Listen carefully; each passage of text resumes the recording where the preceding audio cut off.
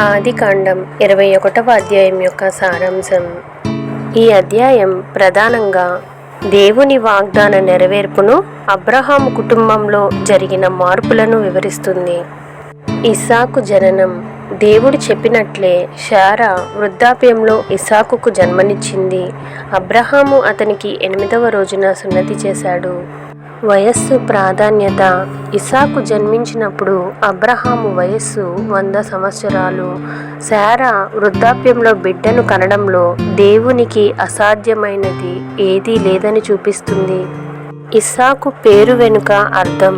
ఇస్సాకు అంటే నవ్వు అని అర్థం. శారమ్మ గతంలో అవిశ్వాసంతో నవ్వగా, ఇప్పుడు దేవుడు ఆమె జీవితాన్ని నిజమైన ఆనందపు నవ్వుతో నింపాడు.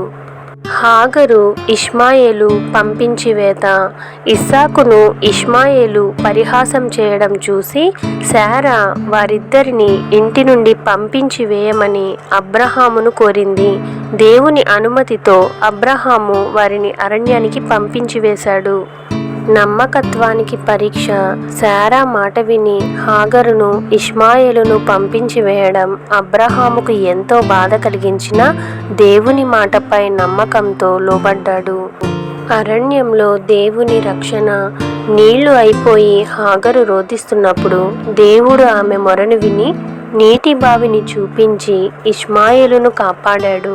అతను కూడా పెద్ద జనసమూహానికి తండ్రి అవుతాడని వాగ్దానం చేశాడు. బావి ప్రాధాన్యత. అరణ్యంలో నీరు దొరకడం జీవనానికి, దేవుని సంరక్షణకు గుర్తు. అలాగే అబీమెలెకుతో వివాదం కూడా బావి విషయమై జరిగి సద్దుమణిగింది. ఆ కాలంలో బావులు ఎంత విలువైనవో ఇది చూపిస్తుంది. పారాను అరణ్యం. ఇష్మాయేలు పారాను అరణ్యంలో నివసిస్తూ విలుకాడుగా మారాడని మరియు అతని తల్లి ఐగుప్తు దేశపు స్త్రీని తెచ్చి అతనికి వివాహం చేసిందని ఈ అధ్యాయం చెబుతుంది.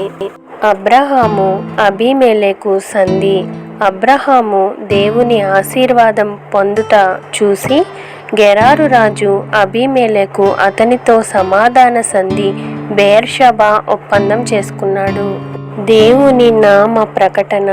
అబీమెలెకుతో సంధి చేసుకున్న తర్వాత అబ్రహాము బెయేర్షెబాలో ఒక పిచుల వృక్షమును నాటి అక్కడ నిత్యుడైన దేవుడు ఎల్ ఒలాం అనే యెహోవా నామమున ప్రార్థన చేశాడు. అధ్యాయం యొక్క ముగింపు.